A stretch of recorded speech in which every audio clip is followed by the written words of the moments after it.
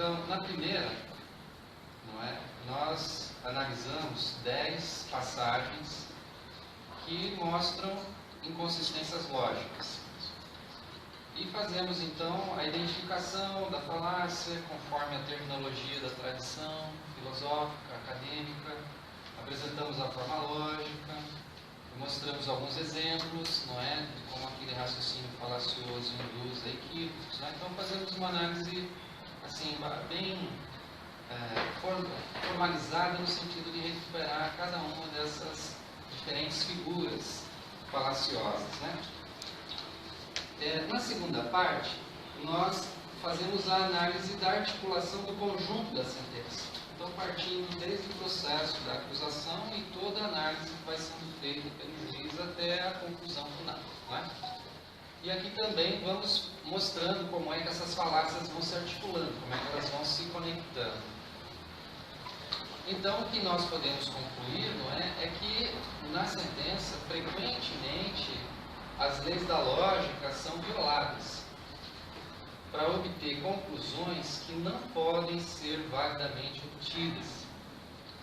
E é isso que nós vamos apresentar aqui hoje, uma pequena parte disso. O livro tem 257 páginas e há um tratamento bastante detalhado, bastante exaustivo dessas passagens. Aqui não é possível fazer isso. Então nós vamos fazer uma espécie de introdução, apresentando algumas passagens, mostrando suas inconsistências, mas depois é fundamental que todos, né, leiam a sentença, não é? E a partir da leitura da sentença façam a própria reflexão, né, e possam avaliar essas análises que estão apresentadas no livro, certo?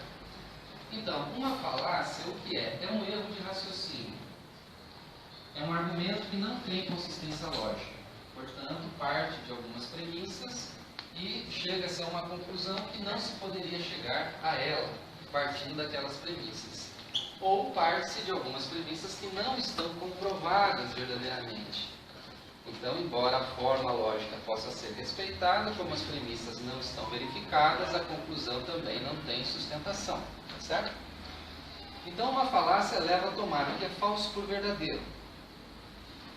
Se ela é cometida de forma involuntária, porque tratando de um problema difícil a gente pode cometer erros lógicos, se denomina isso de paralogismo. É um erro, mas a pessoa não teve, não é, intenção de enganar ninguém. Quando essa falácia é cometida de forma proposital, para enganar o interlocutor, então se chama um sofisma. Então aí fazem a pergunta, então, mas a sentença do Sérgio Moro, aquilo são paralogismos ou são sofismas, né? Então acabou de ser publicado um documento, não é, que vocês viram ainda hoje, por um conjunto de doutores em lógica dos principais centros de lógica do país, manifestando uma posição acerca desse tema. No livro, nós dizemos que seja paralogismo, seja sofisma, sofisma, nos dois casos, por se tratarem de falácias, não permitem efetivamente a condenação do ex-presidente. Nós não entramos aqui no mérito se ela foi feita de propósito ou não, tá certo? Só reconhecemos que existem esses erros lógicos e ponto. Esses erros lógicos invalidam a sentença, ok? Então, o método da exposição que eu vou seguir aqui é bastante didático, então não vou apresentar tudo que está no livro, só algumas. Essas falácias eu vou basicamente destacar as que são mais simples, fáceis de compreensão, de entendimento, que são as falácias de inconsistência, as falácias de equivocação, mas mais lá para frente a gente vai tratar de alguns outros tipos de falácias também. Inconsistência é quando alguém afirma uma coisa aqui e logo ali adiante afirma justamente o contrário disso. Né? Então não pode, ou é aquilo, você não pode afirmar uma coisa aqui e depois ali se afirma o contrário, tá certo? Mas como às vezes isso no processo da escrita, a pessoa vai sendo induzida na linguagem e não percebe isso. Quando a gente junta as passagens a gente se dá conta, é o que a gente vai fazer aqui. Então se vocês estão aí com os tablets ou com qualquer outro acesso que permita navegar pela sentença, Eu vou dizendo aqui os itens e vocês podem até abrir ali na sentença e acompanhar ali onde está escrito as passagens que eu estou me referindo aqui. As falácias de equivocação, elas são diferentes, porque usa-se uma palavra e vai se modificando o significado dessa palavra. No começo ela significa uma coisa, depois ela significa outra, e lá no final é outra coisa. Mas no caso da sentença, inclusive são modificadas as palavras. A gente vai ver aqui como é que a própria denúncia, o termo repasse do apartamento, depois é modificado. E como é que isso vai sendo modificado ao longo da sentença, tá certo? Bom, eu vou começar com uma coisa bem simples. Há uma inconsistência no depoimento dos dois réus colaboradores, não é? Do Léo Pinheiro e do Medeiros. Então, o juiz pergunta para o Léo Pinheiro. Então, diz lá no item 533. Quem da OAS, quem dentro do grupo OAS tratou desse assunto além do senhor? E o Pinheiro responde, do triplex, eu. Os executivos da OAS sabiam que não seriam prejudicados e que isso era um custo da construtora.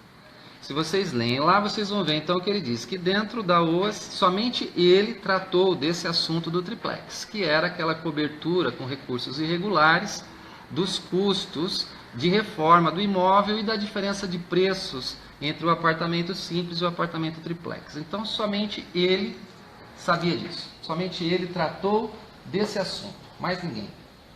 Porém, lá no item 577, o Medeiros, que é o outro réu colaborador, afirma que o Léo Pinheiro lhe relatou esse assunto. Engraçado, né? Então diz lá o Medeiros, eu me lembro, numa viagem com o Léo, ele me relatou que tinha tido um acerto com o Vacari no sentido de compensar prejuízos que a OAS estava tendo com as obras do Bangkok. Me falou da reserva de um apartamento triplex no Guarujá para o ex-presidente Lula, me falou de reformas que estava executando nesse apartamento triplex.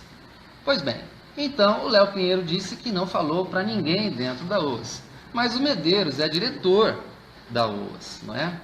Então, ou o Pinheiro não tratou do assunto do triplex com ninguém no grupo OAS, ou ele relatou a Medeiros, que era diretor da construtora OAS, tá certo? Informando da suposta cobertura ilícita dessas despesas. Não tem outra forma.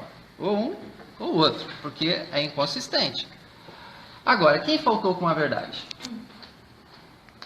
Se por hipótese Pinheiro disse a verdade ao relatar o fato ao Ministério Público, e Medeiros não sabia, se Pinheiro disse que não tratou do assunto com ninguém, como é que o Medeiros ficou sabendo disso? Para repetir essa mesma versão em juízo. Quem lhe contou sobre isso? Uma boa pergunta, né? Mas, como foi relatado por Pinheiro, esse próprio relato dele, a gente vai ver aqui logo a seguir, qual seria a fonte comum dessa narrativa, que se repete nos dois relatos? Bom, outra passagem interessante. Onde foram parar os 16 milhões da suposta conta de propinas que é mencionada aí pelo Medeiros e por Pinheiro, por Léo Pinheiro? Léo Pinheiro afirma que foram abatidos 15 milhões de uma conta de propinas para a cobertura dos custos da OAS Empreendimentos com o condomínio Solares e outros 3 eventos. Abre aspas. Lá no item 529. A soma total disso me parece que era em torno de 15 milhões de reais. Fecha aspas. Porém, o próprio Pinheiro apresenta um documento que comprova que não houve entrada de recursos ilícitos na cobertura dos custos do empreendimento do condomínio Solares. Então, lá no item 819, diz assim, abre aspas, ainda argumentou a defesa de Luiz Inácio Lula da Silva, em alegações finais, que os custos da reforma foram incluídos nos custos do empreendimento, conforme o documento apresentado por Pinheiro Filho, no evento 849, arquivo anexo 2, folha 6, e que não se lançaria propina na contabilidade. Pois bem, se não entrou dinheiro da Petrobras no condomínio Solares, e se o Léo Pinheiro disse que abateu 16, 15 milhões daquela suposta conta, pergunta-se, onde esse dinheiro foi parar? É uma boa pergunta também, né? Porque saiu de um lugar, mas não entrou no outro, né? Então, como é que fica isso? Não fecha. Pois bem, se não entrou dinheiro da propina na contabilidade do empreendimento, em qual conta esse dinheiro foi creditado e quem dele se apropriou? Agora, tem uma outra coisa muito interessante. Se 15 milhões foram abatidos dessa conta de propinas naqueles 4 eventos mencionados, como é que você comprova que isso foi gasto? O Léo Pinheiro não comprovou como é que foi que ele executou esse gasto que diz que foi feito. Não existe na sentença nenhum documento que comprova isso. Existe apenas um único documento, que é uma mensagem, que não é nem documento, é uma mensagem, dizendo que 2 milhões e 700 mil, 2 milhões e 300 mil, foram usados para pagamento de IPTU, né, da OAS Empreendimentos. Esse é o único destinação, não é?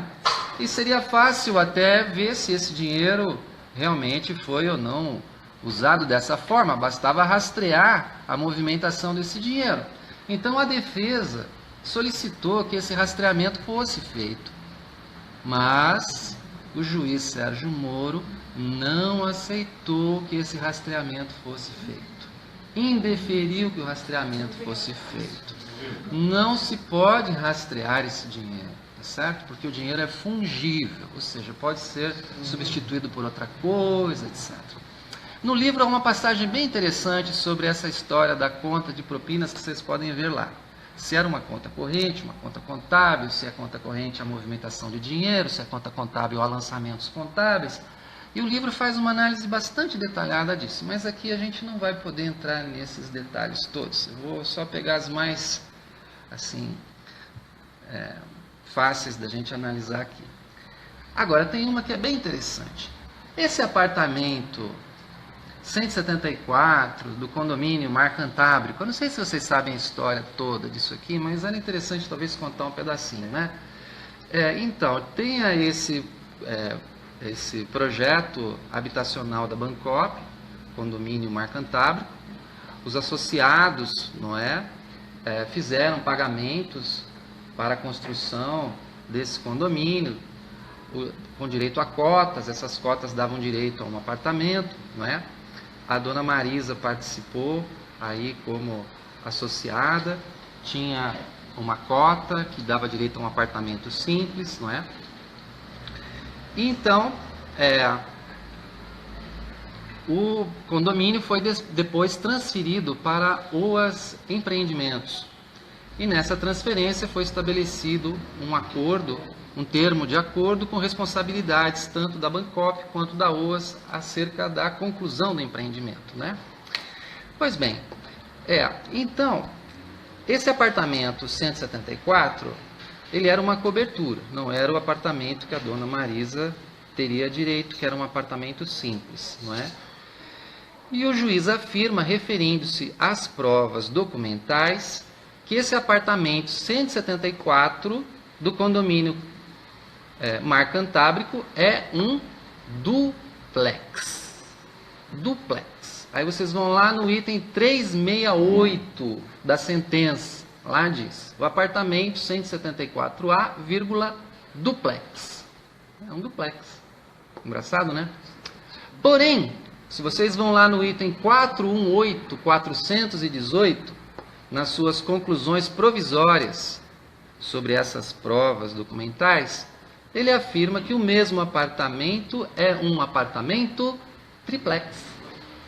Então vocês têm lá, item 418, apartamento triplex, então 174.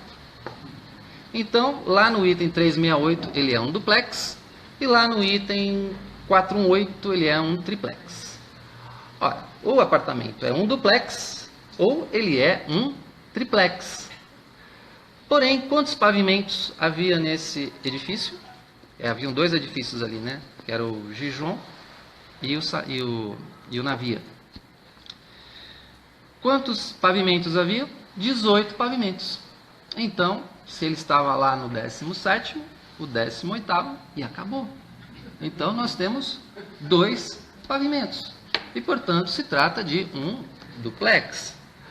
E se a gente anda 150 parágrafos mais adiante, em sua síntese das provas documentais, o juiz novamente afirma que o apartamento 174 era um triplex.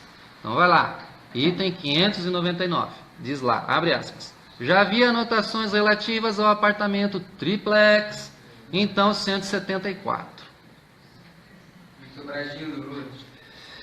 Porém, uma passagem da sentença mostra que as coberturas eram duplex. Você vai lá no item 634 da sentença. O que diz lá? Que eles foram verificar os preços dos imóveis para calcular a diferença de preços que teriam que pagar.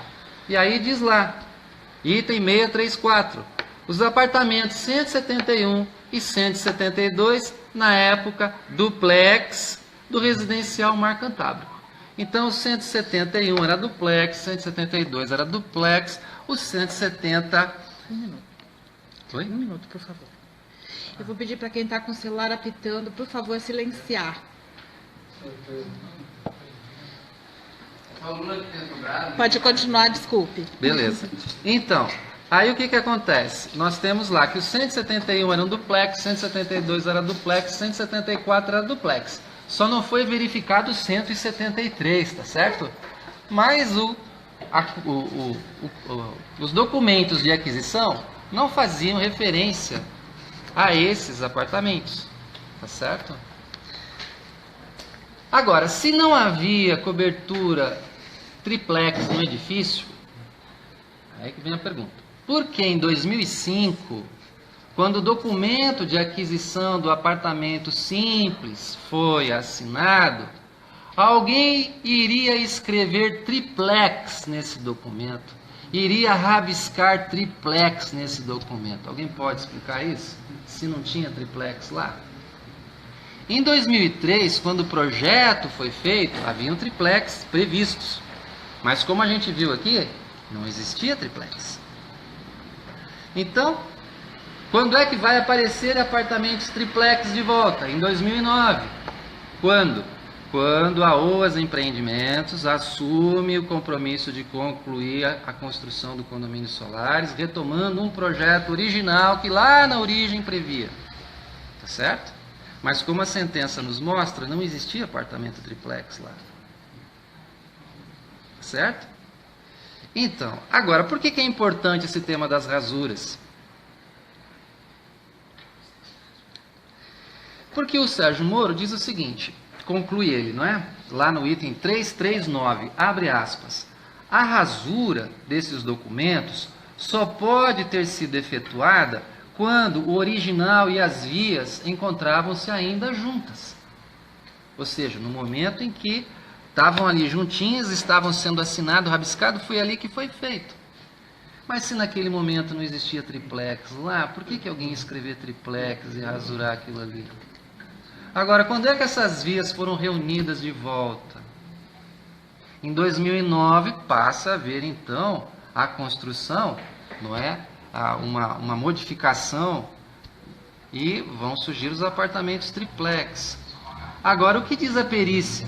Vejam só, a perícia feita sobre esses documentos diz assim, abre aspas, não foi possível identificar a autoria dos manuscritos ou o momento temporal das rasuras, fecha aspas. Isso está lá no 338.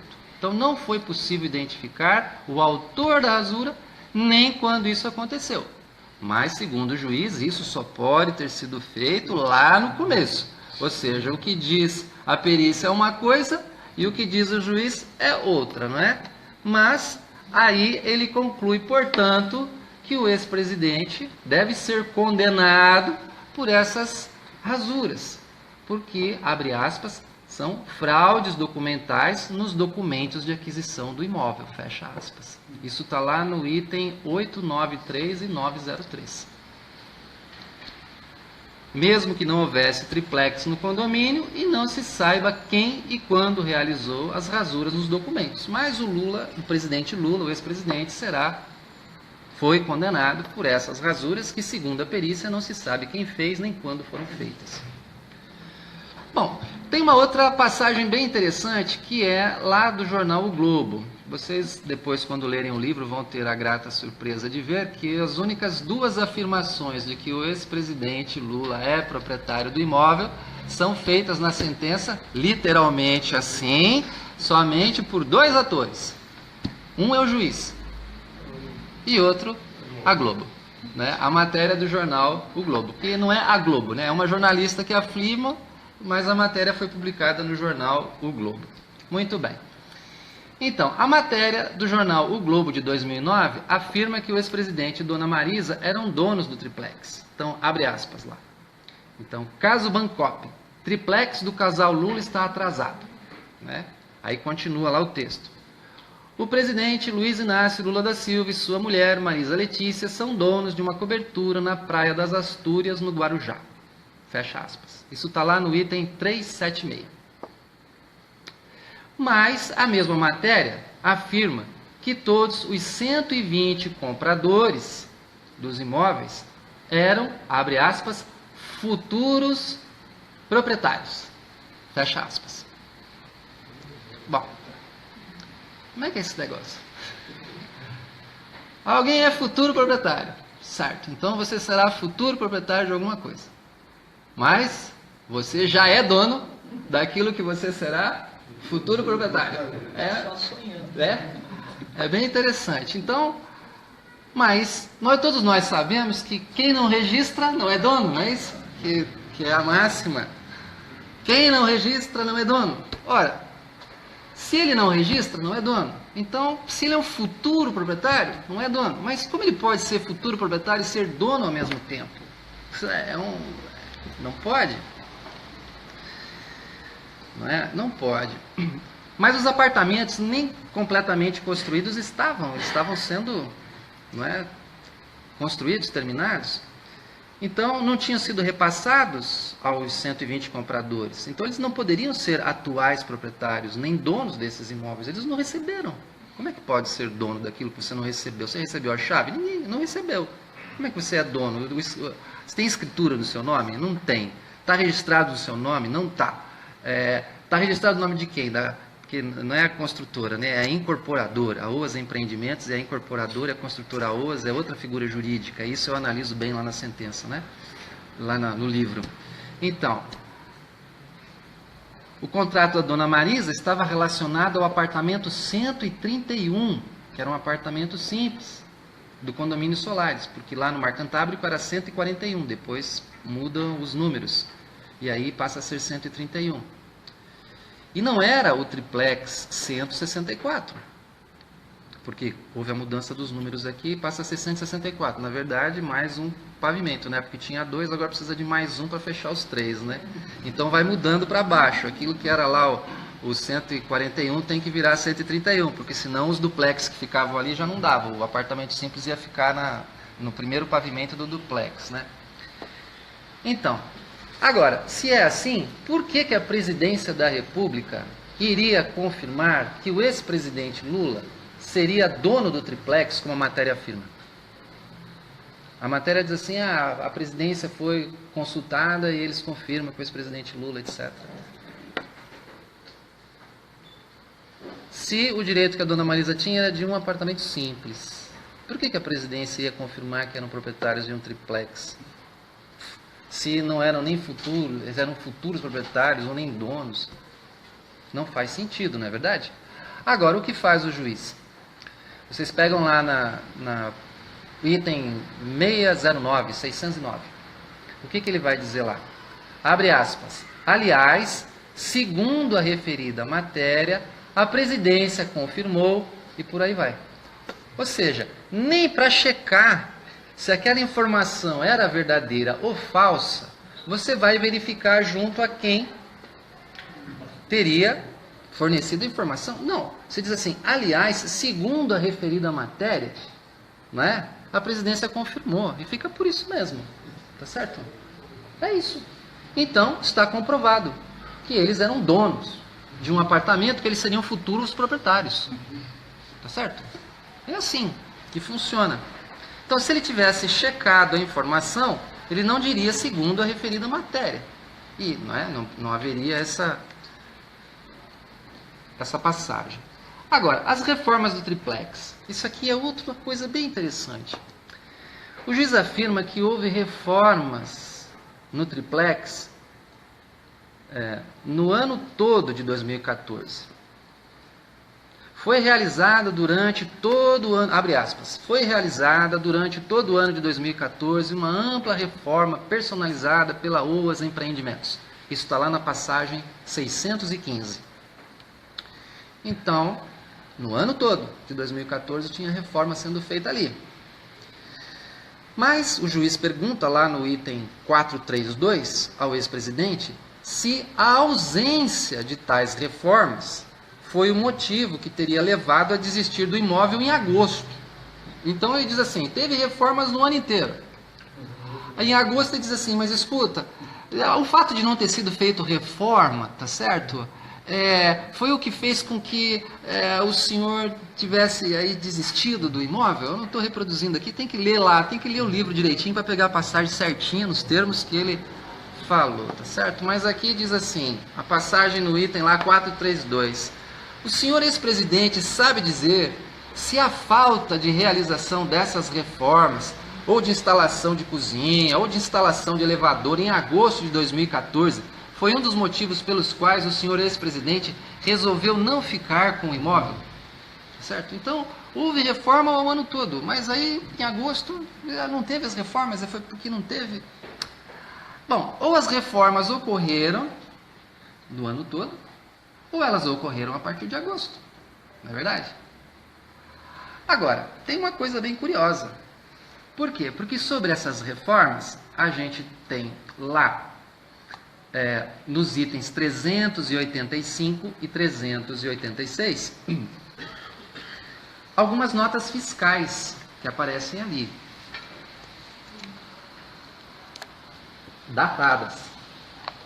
Há uma nota fiscal de 8 de julho, uma outra de 18 de agosto, uma outra de 18 de novembro, uma outra de 15 de setembro, uma outra de 16 de setembro e outra de 20 de outubro.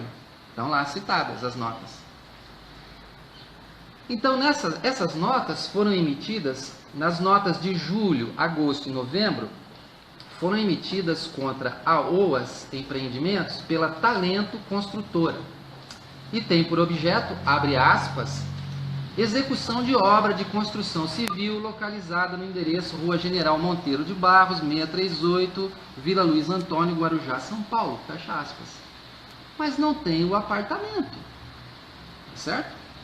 Foi realizada lá no condomínio, como costuma dizer, dizia o Léo Pinheiro ali, com 100 e tantas unidades, né? 100 e tantos apartamentos. Então, não diz o número do apartamento.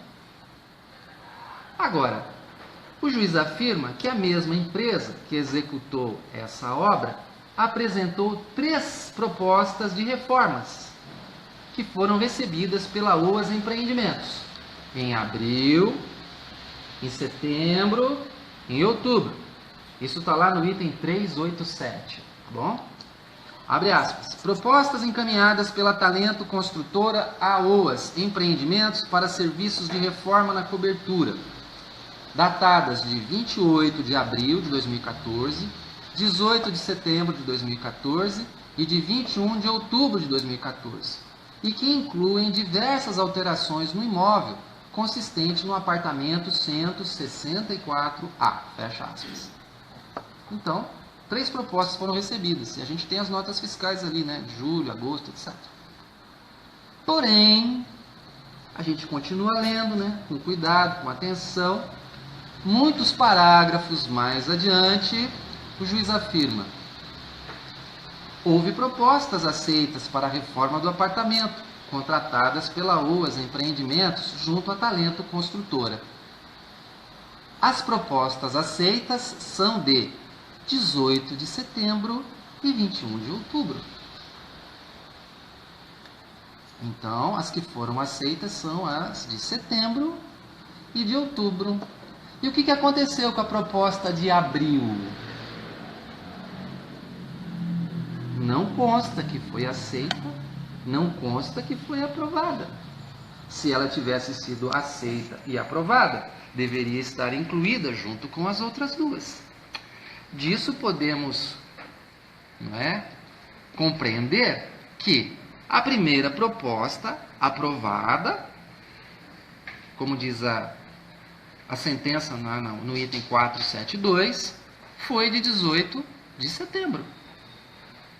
Mas então, a que se referem aquelas notas fiscais que nós vimos lá atrás, que se referem a julho e agosto?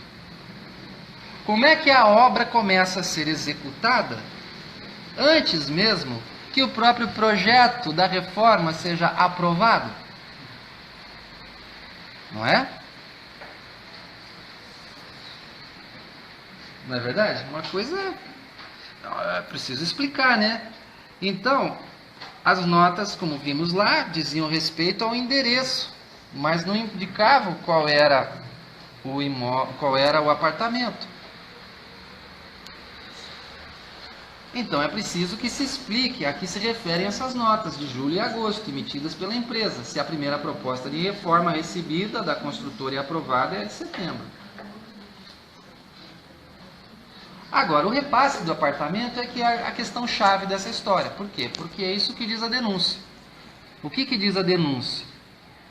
O repasse do apartamento e as reformas, assim como o pagamento das despesas de armazenamento, aqui abre um parênteses aqui, do armazenamento do acervo presidencial, representariam vantagem indevida em um acerto de corrupção, e os estratagemas subreptícios utilizados para esse repasse e pagamento constituiriam crime de lavagem de dinheiro. Então a questão-chave é o repasse. O repasse do apartamento ao ex-presidente. Certo? Essa é a denúncia, essa é a palavra que está lá, esse é o verbo, essa é a ação, tá certo? Dita de maneira categórica, o repasse. Não é? Representariam, então está no futuro do pretérito, não é? Mas a palavra repasse, quantas vezes é usada na sentença? Vão vocês aí, peguem a sentença, vão lá, faz um comandinho de busca, coloca lá repasse, clica ali e vão ver quantas vezes a palavra repasse é usada na sentença. Vocês vão descobrir que é pouquíssimas vezes. E em relação ao apartamento, ela aparece 4 vezes. E nas 4 vezes que aparece é simplesmente para descrever a denúncia. Porque não existe a comprovação de que o apartamento foi repassado, de que houve o repasse. Não existe, tá certo? Na sentença toda, podem procurar, vocês não vão achar porque não existe, não está lá, não é? E em vez de comprovar o repasse, o que o juiz vai fazendo? Ele vai mudando os termos da denúncia. Isso é muito curioso, né? Aquela falácia de equivocação que a gente se referiu antes, não é só mudar o significado da palavra repasse, muda a própria palavra, vai colocando outra no lugar.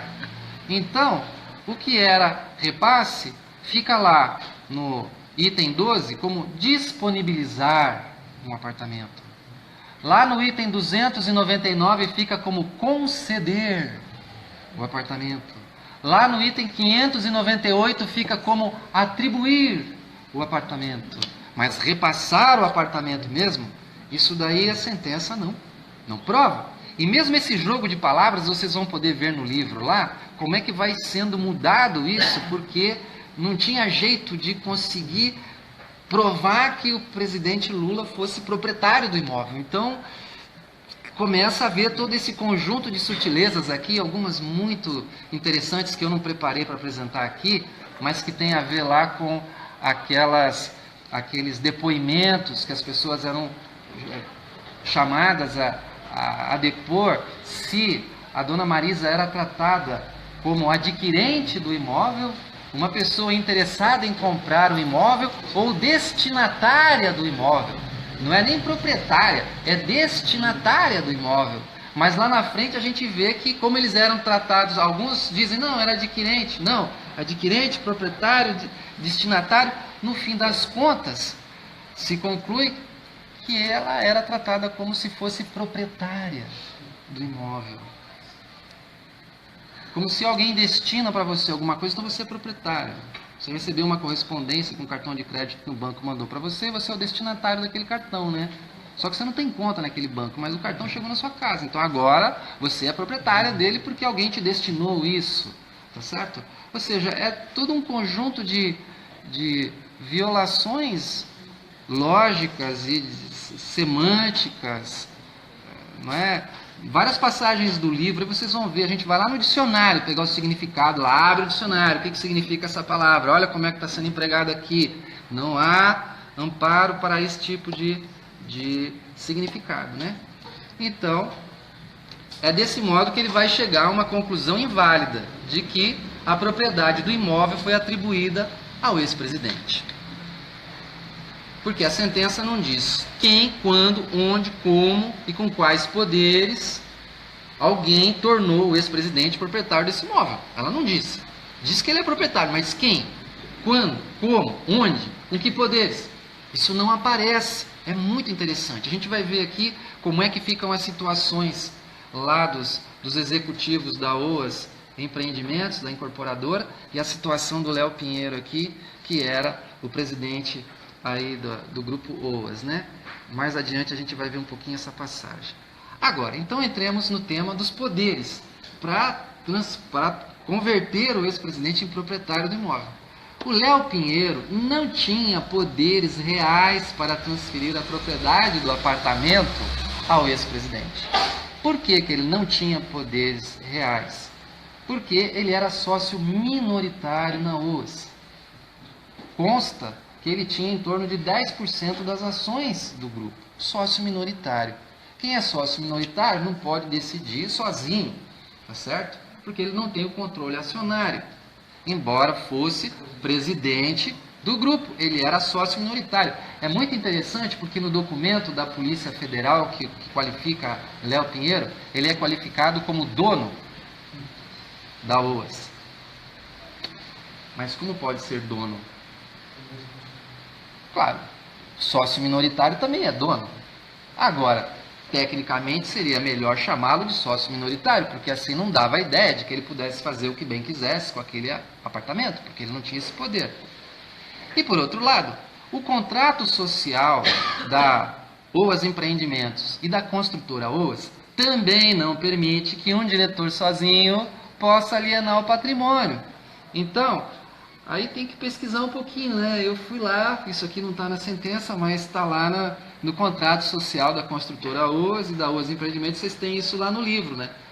No caso da construtora OAS S.A., é lá no artigo 10, parágrafo 2º, que diz, não é? Fica estabelecido, entretanto, que para a oneração, aquisição e a alienação de imóveis, emissão de cheques, etc., etc., é necessário, se obrigará mediante assinatura de 2 diretores. Um diretor e um procurador ou 2 procuradores nos limites dos poderes que lhes forem conferidos. Então, Léo Pinheiro sozinho não tinha poder para transferir o imóvel para o presidente. Lá no estatuto, no estatuto social lá da OAS Empreendimentos, também tem um artigo que é idêntico. A redação é um pouquinho diferente, é o artigo 13, parágrafo 2º. Fica estabelecido que os atos abaixo elencados dependerão da assinatura conjunta de 2 diretores, um diretor e um procurador, nos limites dos poderes que lhes forem conferidos, ou 2 procuradores. Quais atos são esses? Alienação, aquisição ou oneração de imóveis. Então, o Léo Pinheiro era sócio minoritário, não tinha poder sozinho para fazer essa alienação de imóvel. E pelo que diz o estatuto social aqui, também não podia. Ele não poderia transferir esse imóvel para ninguém, sozinho. E como nós vimos lá atrás, ele disse que do assunto do triplex, ele não falou com ninguém. Né? Ele não tratou desse assunto com ninguém no interior da OAS. Ele falou isso. Se ele não falou com ninguém, logo, não poderia haver, não é, convertido o ex-presidente em proprietário desse imóvel, mesmo que quisesse. Né? Outro ponto interessante aqui, reserva não é repasse. É o oitavo ponto aqui do nosso aperitivo aqui, para depois vocês irem para o livro. Reserva não é repasse. Então, o que dizem lá os diretores da OAS Empreendimento? Que eles reservaram o imóvel para a possível compra pelo ex-presidente. Abre aspas, lá no item 907. Gordilho admitiu que todos na OAS Empreendimentos tinham conhecimento de que o imóvel em questão estava reservado para Luiz Inácio Lula da Silva e sua esposa. Reservado. E o que é que o Pinheiro diz acerca dessa possibilidade do ex-presidente comprar ou não comprar o imóvel? Abre aspas, está lá no item 532. Se o presidente não quisesse, nós íamos ter um belo problema. Eu não sei o que eu ia fazer com o apartamento. Isso está lá no item 532. Se o presidente não quisesse, nós íamos ter um belo problema. Eu não sei o que eu ia fazer com esse apartamento. Né? Então, se o ex-presidente podia não querer comprar o imóvel, e os diretores afirmam que o imóvel estava reservado a ele, como é que ele pode ser proprietário do imóvel? Agora, quem foi que repassou o imóvel para o ex-presidente? Porque o juiz tem que concluir que alguém repassou o imóvel para ele, né? E que alguém converteu o ex-presidente em proprietário do imóvel. Então, quem repassou o imóvel para o ex-presidente? Segundo o juiz, foram os 3 diretores que reservaram o imóvel. Quando eles reservaram o imóvel, eles não sabiam. Eles já estavam envolvidos, não é? Num processo em que, na verdade, eles repassaram o imóvel ao ex-presidente. Porque reservaram o imóvel. Então é uma falácia, não é, de equivocação, né? Reserva e repasse. Então isso vocês têm lá, isso mais ou menos detalhado lá nos itens 911, 914 e 917. Porém, como eles não sabiam que estavam repassando o imóvel, não teria havido dolo da parte deles. E por isso eles foram inocentados. Eles foram inocentados. Eles não sabiam que tinham repassado o imóvel. Então, eles repassaram, não sabiam que tinham repassado, e por isso, como eles não sabiam que repassaram, então, eles são inocentes. Né? Certo. Agora, se eles não sabiam que tinham repassado o imóvel para o ex-presidente, quem é que converteu o ex-presidente em proprietário do imóvel? Porque alguém tem que ter feito isso, de fato, não é? Porque o Moro faz essa discussão aqui, que está bem analisada numa passagem do livro lá, o tema do que é o que é de fato, o que é direito, o que é o legal e o que é o informal, né? Então, está bem analisado isso ali. Mas, então, quem é que transformou o ex-presidente de fato em proprietário desse imóvel? Se eles, os 3 diretores, não foram. Sobrou para quem? Né? Evidentemente sobrou para o único restante, que é o Léo Pinheiro, né? Ele é que teve que ficar com esse, digamos assim. Agora, veja só. Quando é que isso ocorre? Está lá no item 943. Então, diz lá o Léo Pinheiro, né? No item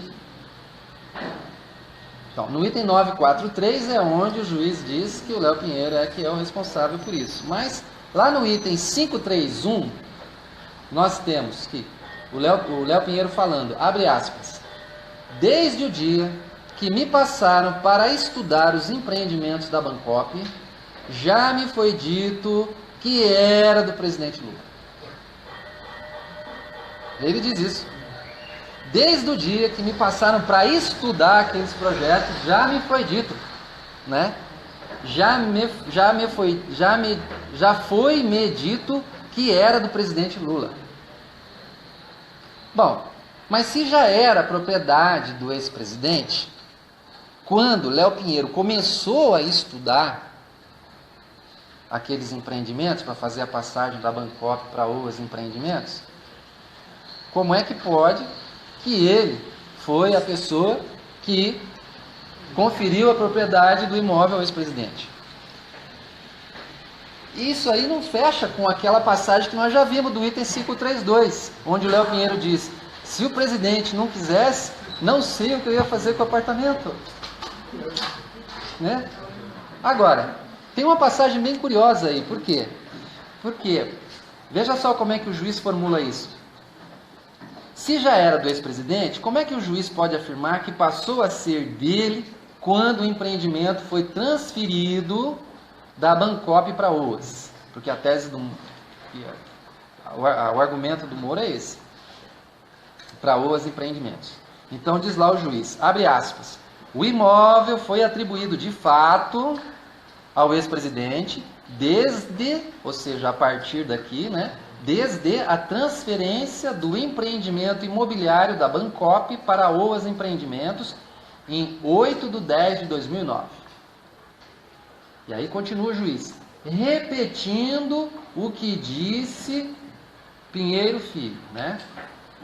Aí o juiz citando agora aqui o Léo Pinheiro, abrindo aspas. O apartamento era do presidente Lula desde o dia que me passaram para estudar os empreendimentos da Bancop. Já me foi dito que era do presidente Lula. Mas nós temos aqui dois momentos diferentes. Um é o momento em que o Léo Pinheiro começa a estudar para ver se era viável ou não era viável a transferência. Outro momento posterior é quando a transferência se realiza. São dois momentos diferentes, temporalmente diferentes, né? Então, como é que pode que o juiz diga, repetindo o que disse, tá certo? O Léo Pinheiro. Porque o que o Léo Pinheiro diz é que o imóvel já era, quando ele pegou para estudar, já era. O que o juiz está dizendo, não. Passou a ser quando foi transferido da Bancop pro... tá certo? São duas coisas completamente diferentes. E, embora sejam duas teses diferentes, nenhuma das duas tem comprovação na sentença. Não há prova de nenhuma das duas. Nem a afirmação do Léo Pinheiro, nem a afirmação do juiz. Não tem prova para as duas teses que são argumentadas aí.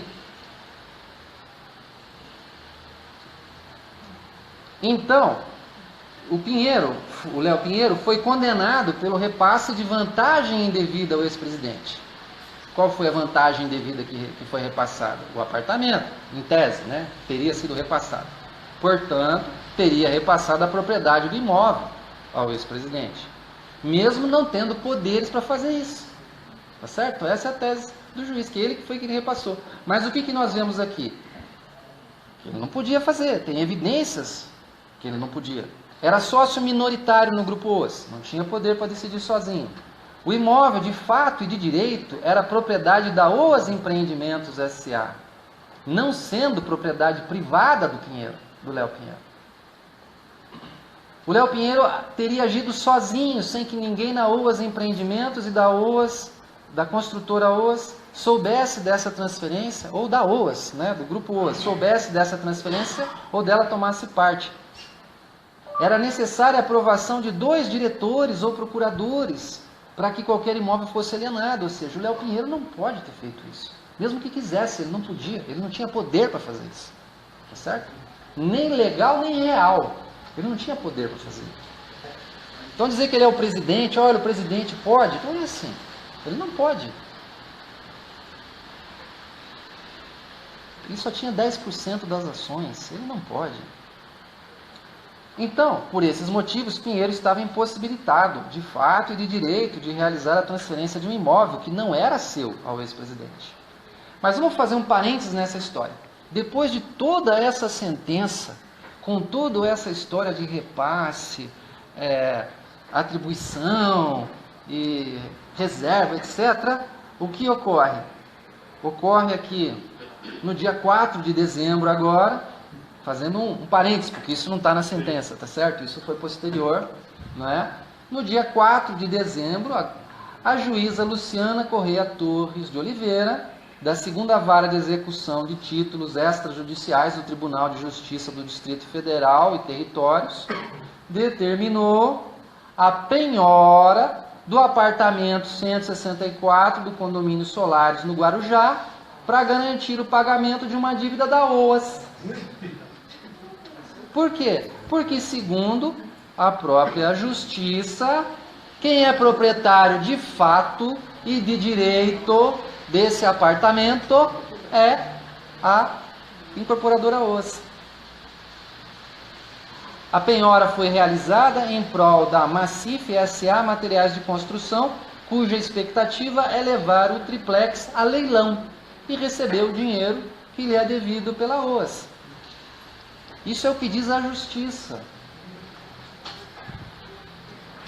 A própria Justiça reconhece que o apartamento não é propriedade do ex-presidente Lula.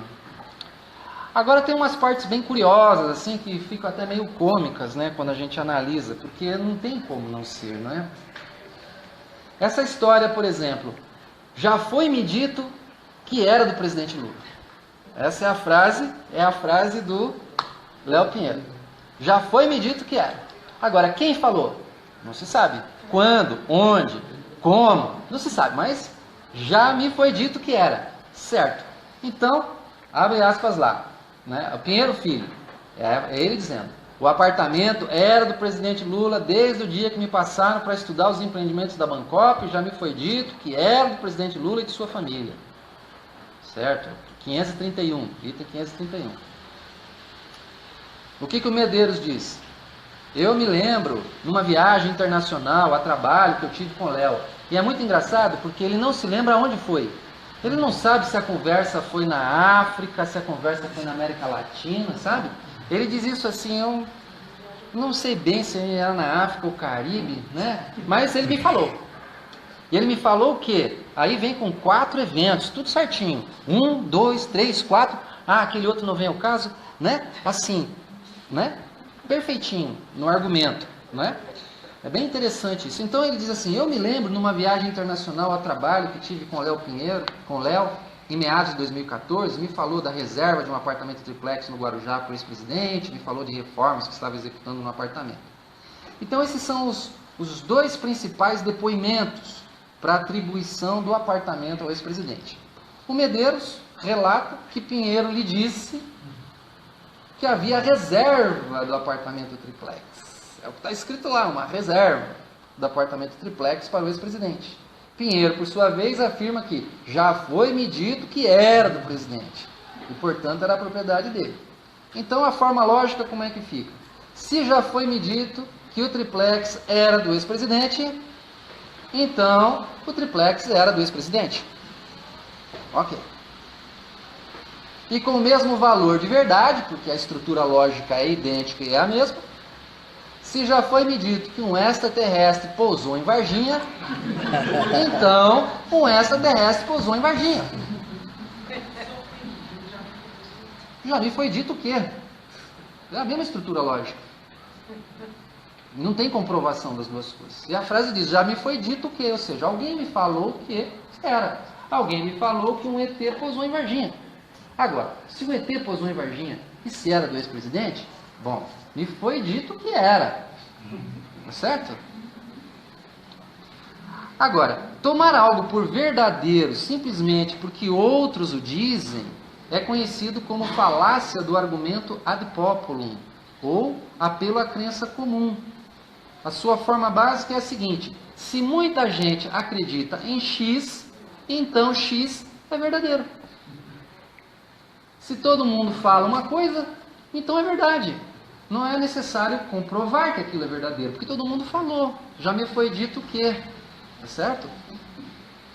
Então aceita-se a crença de uma pessoa ou mais pessoas sobre algo sem exigir que apresentem as provas daquilo que estão afirmando. E aí vem a história da matéria do globo, que também é outro argumento falacioso, né?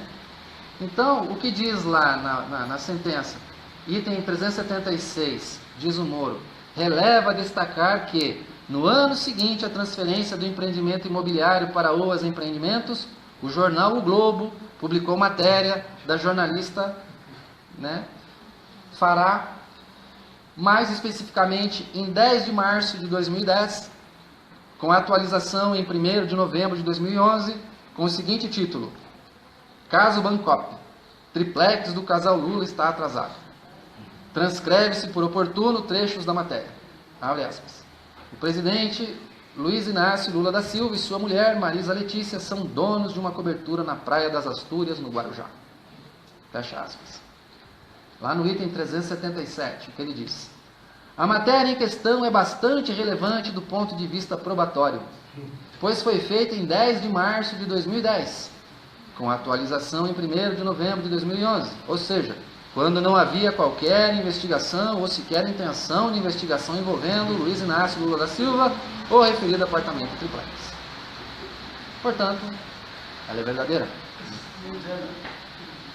O problema do argumento está em tomar o que é dito na matéria como verdadeiro por uma falácia que se chama, na lógica, círculos improbando, uma circularidade na prova. A forma lógica dessa falácia é: X é verdadeiro por causa de Y, e Y é verdadeiro por causa de X. Tá certo? Então, se a gente formaliza didaticamente o argumento, o que nós temos? A afirmação publicada na matéria em 2010, de que o ex-presidente é proprietário do imóvel, é elemento probatório de que o ex-presidente é proprietário do imóvel. Por quê? Porque se ele não fosse proprietário do imóvel, não existiria a afirmação da matéria em 2010.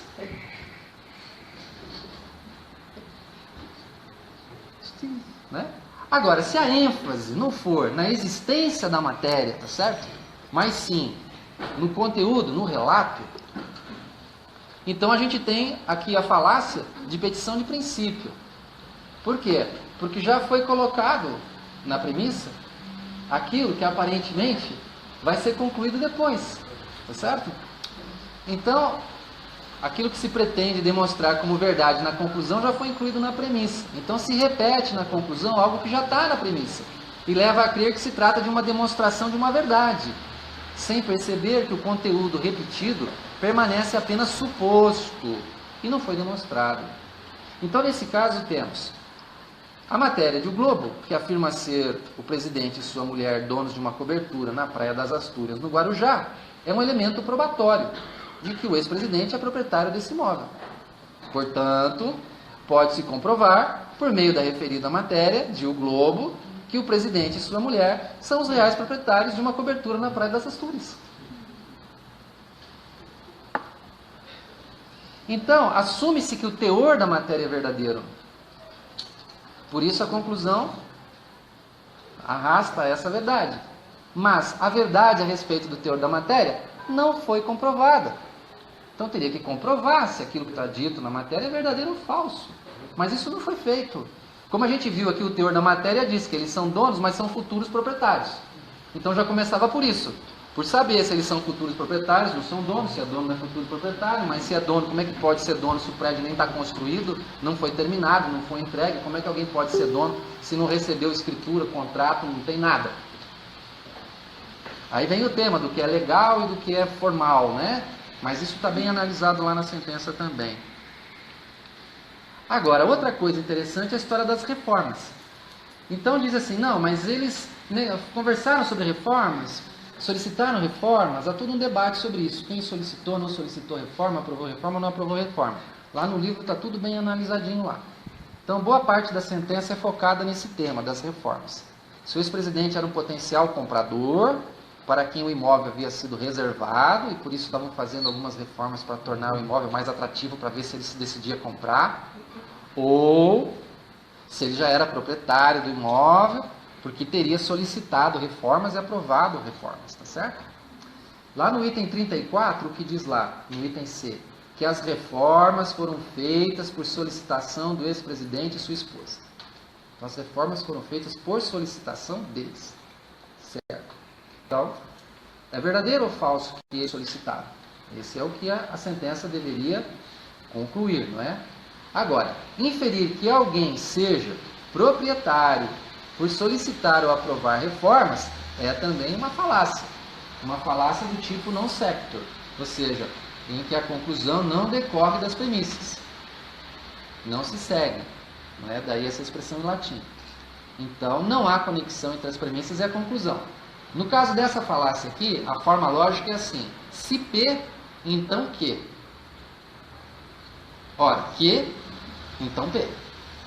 Ou seja, como é que fica? Se alguém é proprietário de um imóvel, então aprova as reformas. Ora, o ex-presidente aprovou as reformas. Então, o presidente é proprietário do imóvel. Mas isso é uma falácia.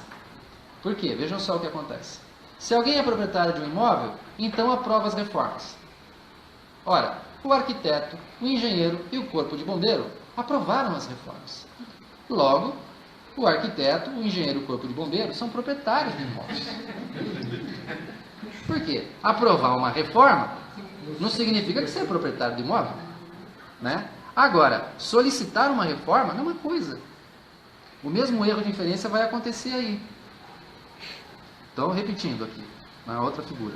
Proprietário do imóvel é quem solicita as reformas. Ora, o ex-presidente e sua esposa solicitaram as reformas. Logo, o ex-presidente e sua esposa são proprietários do imóvel. É uma falácia. Vejamos o que acontece com o mesmo argumento. O proprietário do imóvel é quem solicita as reformas. Ora, o inquilino solicitou as reformas do imóvel. Logo, o inquilino é o proprietário do imóvel. Isso não tem lógica, tá certo? Então você não pode, é uma falácia, não é? Porque não há uma condição necessária e suficiente, tá certo? Para afirmar que alguém é proprietário do imóvel porque solicitou as reformas. Ou mesmo que tivesse aprovado reformas, isso não transformaria em proprietário do imóvel. Há uma outra que é fantástica, essa daqui eu acho que é impressionante mesmo. A outra falácia é a que diz assim, está lá no item 646, vocês estão vendo que tem um monte, né? Se vocês forem lendo a sentença, vocês vão encontrar mais uma porção.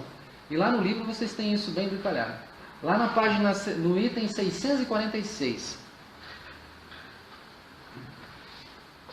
o que diz lá? A diferença e o custo das reformas não seriam pagas pelo ex-presidente e por sua esposa, ou os empreendimentos, mas consumidas como vantagem indevida em um acerto de corrupção.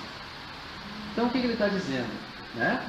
Que a diferença e o custo das reformas não seriam pagas pelo ex-presidente. Bom, essa falácia diz o quê? Nós denominamos aqui como uma falácia de presciência. Por quê?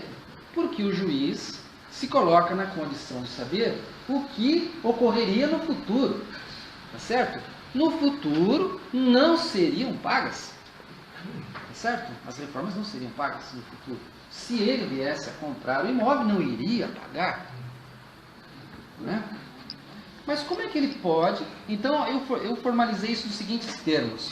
Entre todos os possíveis resultados futuros de um sistema de conexões de eventos envolvendo a liberdade humana, porque é disso que se trata, a liberdade humana, de alguém que pode ser preso, é da liberdade humana que estamos falando, né?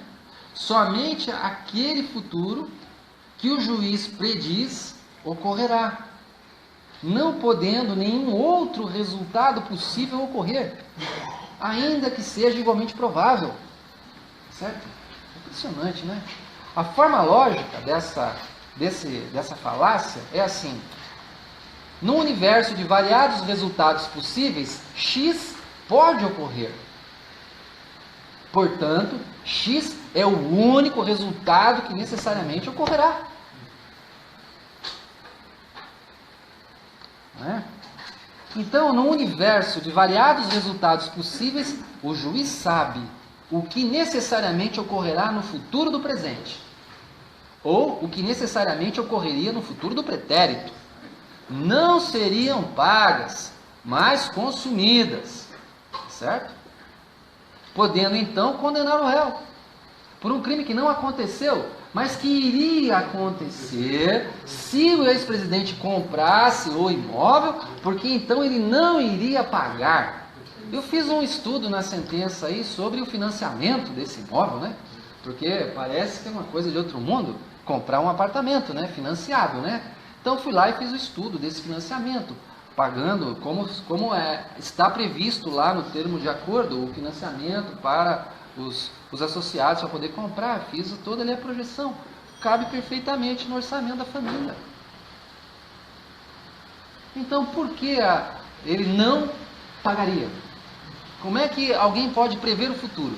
Isso é uma coisa bem interessante, porque no campo da teologia, tá certo? Ou seja, a lógica lida com fundamentos argumentativos, com processos de inferência e de análises que estão na base de diferentes ciências, tá certo?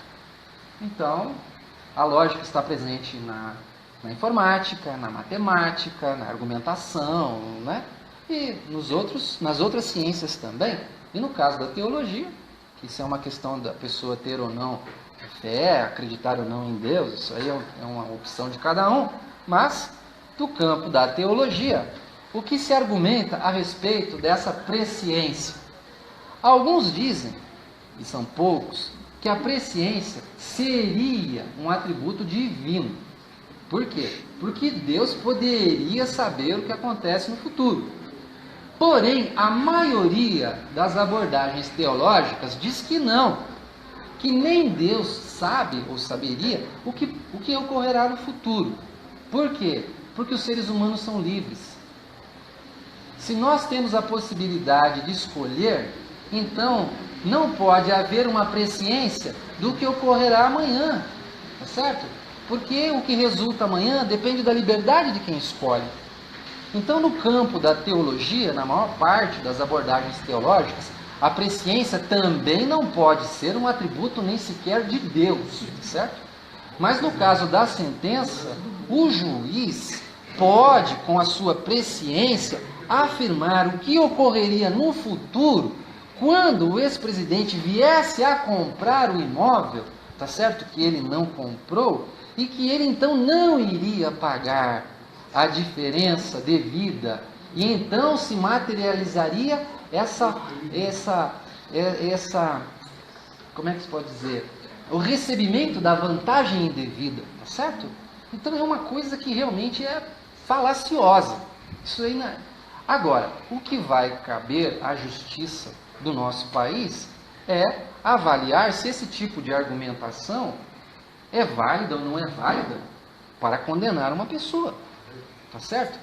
Porque é estabelecer um atributo que não cabe nem sequer a Deus em várias abordagens teológicas. Tem muitas outras falácias no livro, gente. Eu não vou... Nós já estamos falando aqui a 1h11, então vamos interromper para a gente poder conversar um pouco. Mas por esse aperitivo aqui, vocês já perceberam que há muitas inconsistências lógicas nessa sentença. Não é uma, duas ou três, são muitas. Há falácias de diferentes tipos, falácias de inconsistência, de equivocação, muitas outras, tá certo?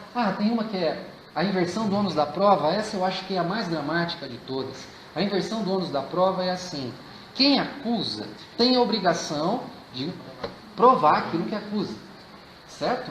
Se alguém afirma alguma coisa, tem que provar. Agora, a inversão do ônus da prova diz assim: acusa, mas diz não, você tem que provar que não é verdadeiro o que eu digo. Você tem que provar que não é verdade. Essa é a inversão do ônus da prova. Então isso aparece várias vezes na sentença. Tem uma passagem que é bem interessante, que eu fiz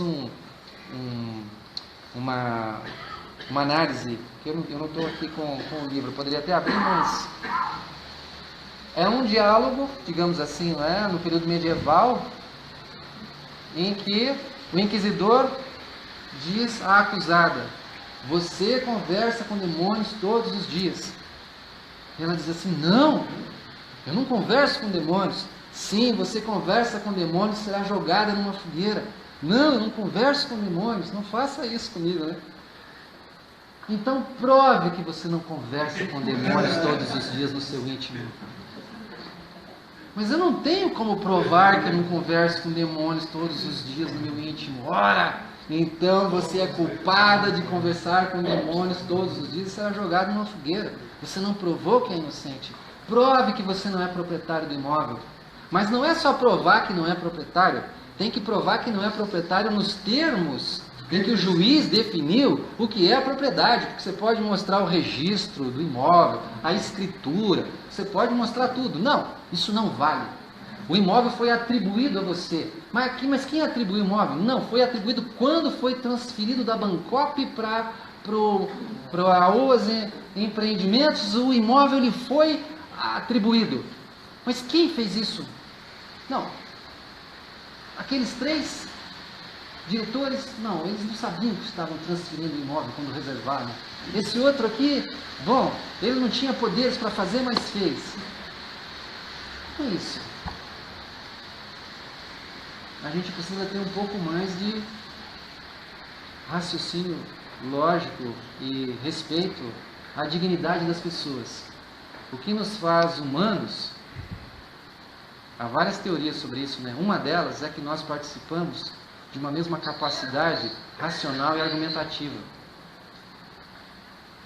Somos animais racionais, não é essa a definição clássica? Há muitas outras, a nossa sensibilidade, tantas outras, não é? Mas nós não podemos excluir a racionalidade da identidade humana. Quando se viola a racionalidade, não estamos mais no campo da humanidade. Nós entramos num outro campo, é o campo da barbárie. É o campo da condição animal. Não é o campo da humanidade. A afirmação de um Estado democrático de direito supõe o respeito ao direito. Supõe o respeito ao direito. O direito não pode ser violado. Se o direito é violado por uma argumentação lógica inválida, então estamos não apenas negando o direito, estamos negando a humanidade da nossa racionalidade humana. Essa sentença é insustentável. Bom, vamos abrir com um diálogo aí.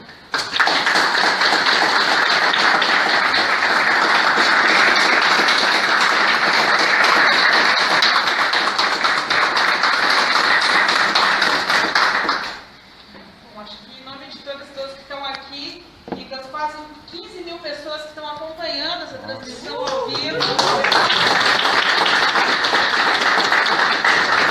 a gente agradece por toda essa novidade que você nos trouxe, porque a gente já sabia, inclusive o Portela, que é criminalista, junto com a Michele Cabreira, que é criminalista, fizeram um trabalho com 10 ilegalidades. Agora, as falácias a gente não tinha desvendado. Então, viva a filosofia. Eu vou pedir para a mesa se manifestar rapidamente e vou passar a inscrição de quem quiser fazer pergunta daí para a gente finalizar, ok? Cacá.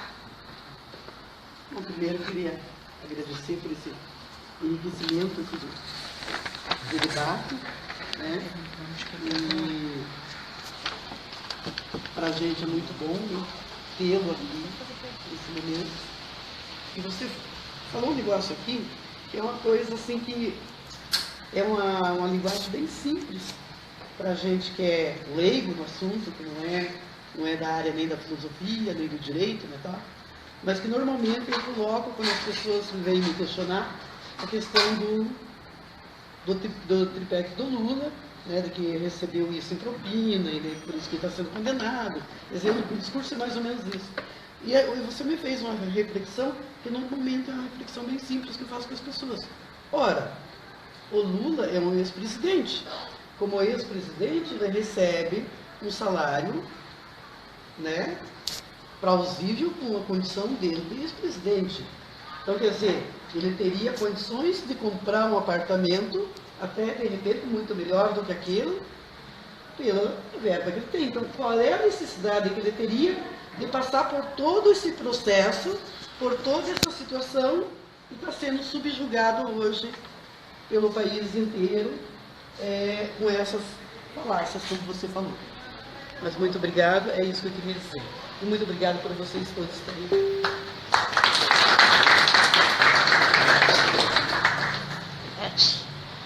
Agradecer também a todas e todos que estão aqui, especialmente ao expositor, que foi muito feliz na forma como expôs. Eu acho que deu para todo mundo entender, quem é advogado, quem não é, entendeu muito bem, né? E assim, saindo do campo das falácias e entrando um pouco no campo jurídico, tem um aspecto que me chama muita atenção, é que ele não era mais presidente e, portanto, não estava na condição de funcionário público, certo? Para responder por um crime de corrupção, ele teria que ser um funcionário público, como um cidadão comum, e a gente sabendo que ele poderia comprar, sim, esse apartamento com os recursos que ele tem, ele não estaria em tese, não poderia jamais estar condenado num processo desse, não é? Porque não sendo funcionário público, como é que ele poderia? Então, tantos e tantos questionamentos assim, mas da forma como você colocou, realmente é muito importante, principalmente para nós da área de direito, ter essa outra visão dessa sentença, né? E saber que realmente isso é julgamento político, que não é jurídico mesmo, e que é um absurdo, que a gente não sabe nem por onde atacar, nem por onde defender, nem por onde, porque está impregnado na cabeça daqueles que veem Globo e Veja e a mídia em geral, de que o Lula é ladrão. Acabou. Então, desfazer tudo isso, nem juristas conseguem, né? Então, de repente, um PowerPoint, né? E sair pelas igrejas, e sair não é? Seria uma boa coisa. Mas muito obrigada. Muito obrigada, Ivete. Primeiro, cumprimentar advogados e advogados pela democracia por mais essa atividade de grande profundidade. Eu acho que tem mais um momento ao lado da mesa e particularmente do Euclides Mansi, para mim é motivo de bastante alegria, porque eu conheci o Euclides em fio, né, há muito tempo, então já o conhecia com a sua inteligência, com a sua sabedoria, com sua profundidade, né, com sua responsabilidade e compromisso em fazer um estudo tão aprofundado como esse, e que com certeza nos trará para os movimentos sociais, para os partidos políticos, para todos e todas aquelas igrejas, né? Todos aqueles e aquelas que assumem o compromisso da defesa da democracia, que é tão cara para nós, né? Do Estado Democrático de Direito, né? Para todos nós, esse estudo ele é mais um instrumento importante que vai nos ajudar, né? Nós que estamos na luta cotidiana. E queria dizer, finalizar aqui rapidamente, dizer que, pegar a fala final de Euclides, onde ele diz que a gente vive uma barbárie. Eu acho que a gente vive uma barbárie. A gente vive um momento de trevas.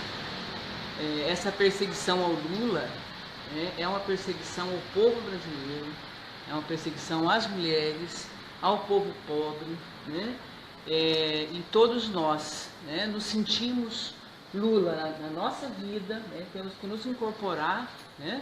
E participar de todos esses movimentos, de todas essas lutas, de todas essas mobilizações para, por vez, fortalecer a nossa indignação né, cada vez mais com o que estão fazendo para o Lula e fazendo com o povo e fazendo com o Estado brasileiro, com a nação brasileira. Então, parabéns, Euclides, fiquei muito feliz de participar desse momento. Bom, antes de passar a palavra, então, para duas pessoas que se inscreveram, se alguém ainda quiser se inscrever, levanta o dedo, que o Hernani vai até vocês pegar o nome. Eu queria dizer que a gente tem a presença hoje aqui também dos movimentos indígenas, na pessoa da companheira Lilian, que pode levantar para receber uma salva de palmas para nós. O seu filho, Hernani, que está nos ajudando com essa transmissão ao vivo, e o seu marido, Hernani. Qual que é a sua aldeia, Pessaguera, no litoral de São Paulo. Muito obrigada pela presença de vocês. Agradecendo também aos blogs progressistas e a todos que compartilharam essa transmissão ao vivo, podendo levar essa interessante matéria do filósofo para mais pessoas. Como é o nome do primeiro inscrito? Ana Laura. Ana Laura, vem aqui na frente para falar grande, para todo mundo te ouvir.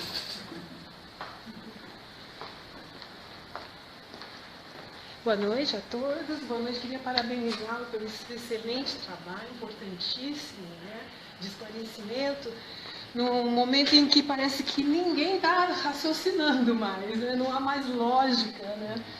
Principalmente quando você ouve aquele depoimento de um dos desembargadores que, sem ler a sentença, qualificou-a como irretocável. Presidente do tribunal. O presidente, o Thompson Flores. Né? Então, quando você ouve isso, você pensa, acabou o mundo acabou. Eu queria que você comentasse, por gentileza, se esse mal vai atingir aos três juízes, né? Se eles serão incapazes de perceber essas falácias, uma vez que eles provavelmente devem ter estudado filosofia, né, junto com direito, né? Ou se eles também estão no nível da irracionalidade e, portanto, da inumanidade, né, desumanidade. Obrigada. Bem, obrigada. Professora Vani. Pode ficar aqui, professora. Sou professora Vani, Master, também sou do IFIL, do Instituto de Filosofia da Libertação, também sou um dos coordenadores. Quero parabenizar o professor Euclides por essa análise tão importante sobre essas falácias lógicas e que, assim, muitos alunos do Paraná, do ensino de filosofia, no ensino médio já estudam essas falácias lógicas.